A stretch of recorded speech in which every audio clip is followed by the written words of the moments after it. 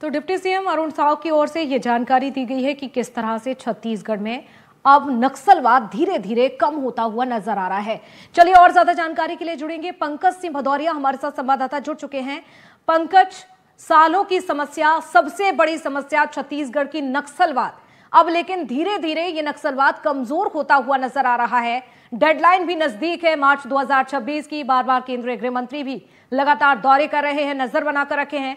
लेकिन अभी अगर सबसे बड़ी सफलता की बात की जाए वो रूपेश को लेकर है और उसके और दूसरे साथियों को लेकर है, जो 140 का आंकड़ा बताया जा रहा है। कब तक सरेंडर कर सकते हैं? अभी फिलहाल आपके पास क्या अपडेट है इसको लेकर?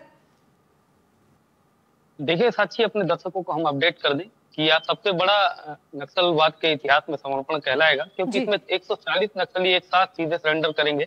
इसमें रूपेश के साथ में रणनीता भी सरेंडर करने के लिए पहुंच रही है। अबूझमाड़ के इलाके से तस्वीरें निकल के आई हैं कि अत्याधुनिक हथियार AK-47, कार्बाइन, SLR और ऐसे बड़े हथियारों के साथ नक्सली सीधे समर्पण करने के लिए उस इलाके से निकल रहे हैं। उसमें से 15 DVCM रैंक के नक्सली हैं, जिनमें सरकार की रणनीति के तहत 5 लाख रुपए का इनाम होता है। SZC कैडर के 2 नक्सली हैं, जिसमें 25-25 लाख का इनाम होता है।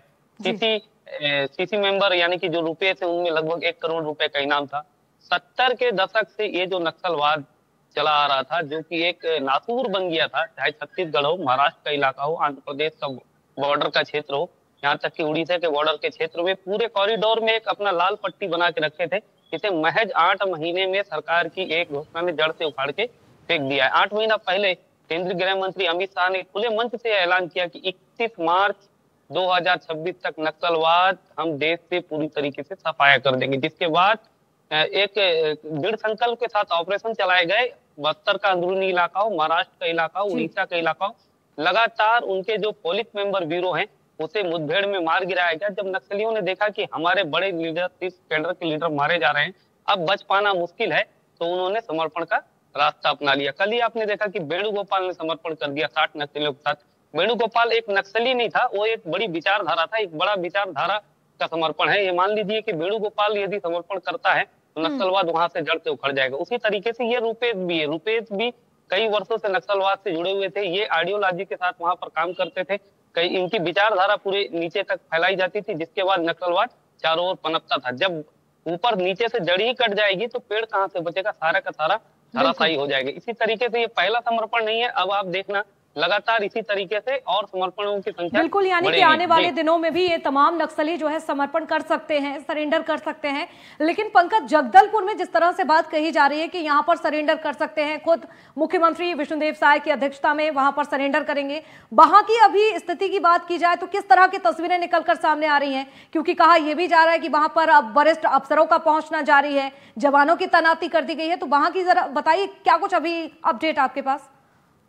देखिए साक्षी, जगदलपुर में इसका समर्पण इसलिए करवाया जा रहा है क्योंकि जनता को एक मैसेज देना है। जिस नक्सलवाद से बस्तर की जनता डरती थी, जिस नक्सलवाद को नासूर समझती थी, वो अब हथियार डाल करके मुख्य धारा में जुड़ने के लिए तैयार हो गया है। इसके लिए पूरी तैयारी कर ली गई है। लालबाग में एक बड़ी तैयारी की गई, जिसमें स्वयं प्रदेश के मुखिया विष्णुदेव साय पहुंचेंगे, गृह मंत्री विजय शर्मा मौजूद रहेंगे, पुलिस के तमाम अधिकारी रहेंगे, CRPF के बड़े अधिकारी मौजूद रहेंगे, जिसके सामने लाल कारपेट बिछा करके, क्योंकि नक्सलवाद भी लाल सलाम का नारा बुलंद करता हुआ चलता था और एक समय नक्सलवाद कहता था कि हम बंदूक की गोली से क्रांति लिख देंगे। मगर सरकार की समर्पण नीति व शांति का रास्ता चुन रहा है, इसलिए कल उसे बड़े धूमधाम से समर्पण करवाया जाएगा, ताकि ये मैसेज दिया जाएगा कि जो नक्सलवाद बस्तर के गलियारों में फल फूल रहा था, जिसे लोग नासूर समझते थे, अब वो शांति, अमन और चमन के रास्ते में चलेगा। जी बिल्कुल, और ये सालों की समस्या धीरे धीरे अंत जरूर अब होता हुआ नजर आ रहा है। लेकिन सवाल ये उठता है कि जो सालों में नहीं हो पाया, क्या वो वाकई में मार्च 2026 से पहले हो जाएगा या फिर नहीं हो जाएगा? कितने नक्सली अभी ऐसे हैं जो कि एक्टिव हैं? लगातार हम देख रहे हैं ऑपरेशन अभियान का असर तो देखा जा रहा है, लेकिन कुछ नक्सली बौखलाए हुए भी हैं, उनकी ओर से बौखलाहट भी उनकी सामने आ रही है। चलिए फिलहाल इस सरेंडर को लेकर आप अपनी नजर बनाकर रखेगा पंकज, जैसे ही कोई आपके पास अपडेट हो जुड़ेंगे आपसे। बहुत शुक्रिया। तो देखिए, रूपेश भी कर सकता है सरेंडर, इस वक्त की ये बड़ी खबर है। रूपेश के साथ उसके सहयोगी भी सरेंडर कर सकते हैं। सुकमा से एक और बड़ी जानकारी, नक्सलियों की हथियार फैक्ट्री का पर्दाफाश अब यहां पर हो चुका है।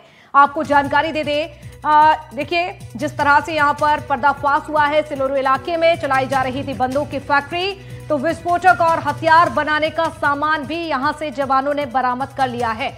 नक्सलियों की ओर से जो 3 बारूदी सुरंगें थी वो यहां पर छिपाई गई थी, तो जवानों ने काली मेला में सर्च ऑपरेशन चलाया, जिसके बाद इसका पूरा पर्दाफाश कर दिया।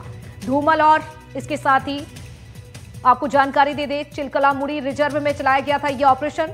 उड़ीसा की मलकानगिरी पुलिस ने यह बड़ी कार्रवाई की है। तो देखिए ये वही सामान, ये वही विस्फोटक हथियार जिसका इस्तेमाल नक्सलियों की ओर से किया जाता था, लेकिन इसका पर्दाफाश भी जवानों ने कर दिया है। चलिए और ज्यादा जानकारी के लिए जुड़ेंगे, हमारे सहयोगी सलीम शेख जुड़ चुके हैं। सलीम, नक्सलियों की ओर से जिस सामान का इस्तेमाल किया जाता था, जो हथियार अब देख रहे हैं, जो सुरंग बनाई थी उसका भी पर्दाफाश हो चुका है। अब छत्तीसगढ़ में यह समस्या खत्म होती हुई नजर आ रही है। जी बिल्कुल, छत्तीसगढ़ से माओवाद का जो समस्या रही है बीते 40 सालों से, दुर्दंश बस्तर और छत्तीसगढ़ झेलते आ रहा है, वो कहीं ना कहीं अब खत्म होता नजर आ रहा है। बस्तर के अलग अलग जिलों में जिस तरह से बीते 1.5 साल से जो बड़े बड़े ऑपरेशन चलाए गए हैं, इसका असर अब होने लगा है। जो माओवादी बड़ी संख्या में अब सरेंडर करने जा रहे हैं। वेणुगोपाल के बाद अब छत्तीसगढ़ का सबसे बड़ा नक्सल समर्पण है ये, जिसमें रूपेश, रनीता जैसे कई खूंखार जो नक्सली, जो सरकार के लिए समस्या बने हुए थे, ग्रामीणों के लिए समस्या बने हुए थे, विकास के काम रुके हुए थे, अब कहीं ना कहीं इनके समर्पण के बाद अब विकास के जो द्वार हैं वो खुल जाएंगे। अम्बुजबाड़ का जो इलाका है, जो सालों से अभेद कहा जाता था, अभेद गढ़ है, लेकिन अब ये अभेद गढ़ कहीं ना कहीं माओवादियों के समर्पण करने के बाद उस इलाके में विकास के कार्य तेजी से किए जाएंगे।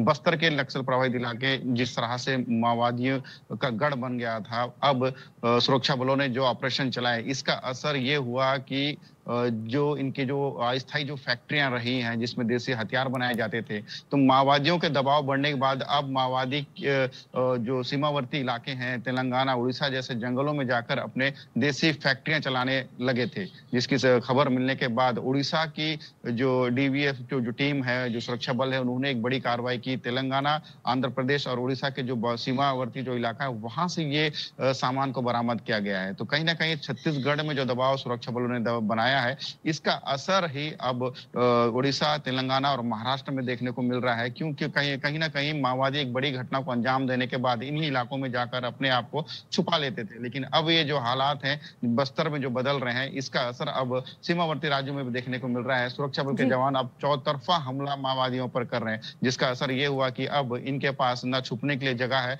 न किसी तरह का जो हथियार बनाने की जो फैक्ट्रियां हैं उसे वो बना पा रहे हैं। तो कहीं ना कहीं एक सुखद पहलू है। आने वाले समय में बस्तर बेहद ही खूबसूरत नजर आने वाला है। विकास के जो आयाम है यहाँ देखने को मिलेंगे।